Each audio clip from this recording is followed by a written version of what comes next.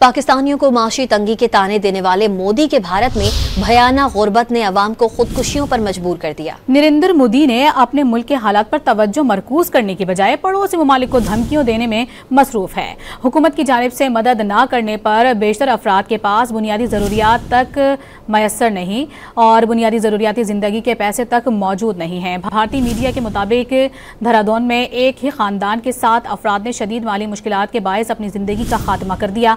Police ने सड़क पर खड़ी गाड़ी से 7 अफराद की लाशें मिलने की तस्दीक कर दी। पुलिस ने गाड़ी से एक खुदकुशी नोट भी बरामद किया। भारतीय मीडिया के मुताबिक देहरादून में एक ही ख़ानदान के 7 अफराद ने शदीद माली मुश्किलात के बायस अपनी ज़िंदगी का खात्मा कर दिया। पुलिस ने सड़क पर खड़ी गाड़ी से 7 अफराद की लाशें मिलने की तस्दीक कर दी। पुलिस ने गाड़ी से एक खुदकुशी नोट भी बरामद किया। भारतीय मीडिया के मुताबिक देहरादून में एक ही ख़ानदान के 7 अफराद ने शदीद माली मुश्किलात के बायस अपनी ज़िंदगी का खात्मा कर दिया। पुलिस ने सड़क पर खड़ी गाड़ी से 7 अफराद की लाशें मिलने की तस्दीक कर दी। पुलिस ने गाड़ी से एक खुदकुशी नोट भी बरामद किया।